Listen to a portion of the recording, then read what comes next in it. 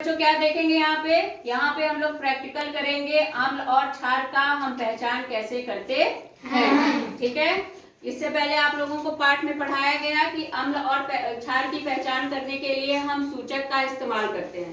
ठीक, प्रकृति में पाए जाने वाले सूचक जो है, जैसे इसमें लिटमस पेपर है, गुड़हल की पंखुड़ियां है, हल्दी है, ये तीनों प्राकृतिक सूचक कहलाते हैं। तो कल जैसे आप लोग को कहा गया कि आप लोग गुड़हल की पंखुड़ियों से सूचक बनाइए, जिसका इस्तेमाल करके हम क्या करेंगे, अम्ल क्षार की पहचान करेंगे। तो यहाँ पर देखो, ये गुड़हल की पंखुड़ी के द्वारा बनाया गया प्राकृतिक सूचक है। ठीक है, इसको कैसे बनाया गया है, बच्चे जैसे ये खुशी है, पुष्पा, इन लोग क्या की, गुड़हल के फूल ली और उस फूल को इस कागज पर क्या कर दिए, घिस दिए, दोनों साइड उसको रगड़ कर, ये कागज जब इस पे पूरा रगड़ लिए गुड़हल की पंखुड़ियों को, तो इसको सुखा लिया गया है। सूखने के बाद देखो ये ऐसा दिखता है।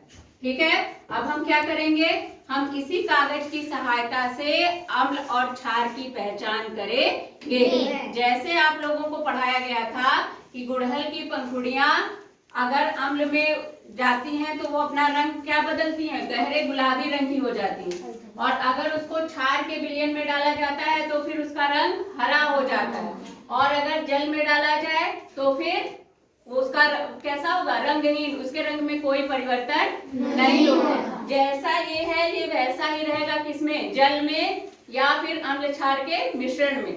ठीक है, तो यहाँ पे अब हम लोग क्या करेंगे, इस कागज की देखो ये पतली पतली स्ट्रिप्स काट ली गई। ठीक है, और इसी स्ट्रिप्स को बारी बारी से हम इन ग्लास में जो विलयन रखे हुए हैं उसमें डालेंगे और देखेंगे कि इस कागज की स्ट्रिप के रंग में क्या परिवर्तन हो रहा है। रंग का परिवर्तन देखकर हम बताएंगे कि इस ग्लास में दिया गया विलयन अम्ल है या क्षार है, इसमें अम्ल है या क्षार है, या इसमें क्या दिया गया है। तो यहाँ पे ये प्रैक्टिकल अम्ल क्षार की पहचान सूचक के माध्यम से देखो, खुशी दीदी खुशी दिखाएगी तुम लोगों को।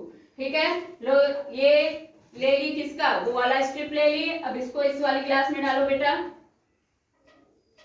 और डिप करो, अब निकालो, ऊपर बाहर करो।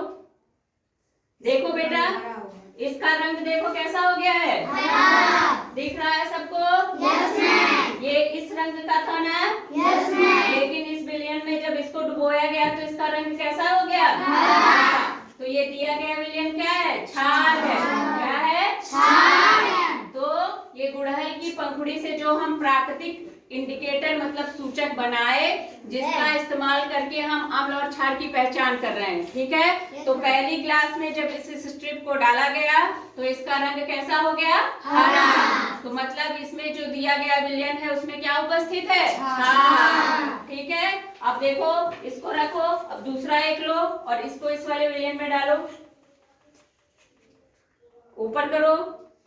आप देखो इसका रंग कैसा दिख रहा है, लाल की गहरा गुलाबी हो गया। देखो ये गुलाबी रंग है ना, ये सबको दिखाओ, सारे बच्चे देख रहे हैं ना, और इसका गहरा गुलाबी, और जहाँ पे देखो पंखुड़ियां लगी हैं, बिंदु बिंदु है, वो एकदम क्लियर दिख रहा है कि गहरे गुलाबी रंग का है। ठीक है, तो जब इसका रंग गहरा गुलाबी हो गया तो दिया गया ये विलयन क्या है, अम्ल है। क्या है, अम्ल।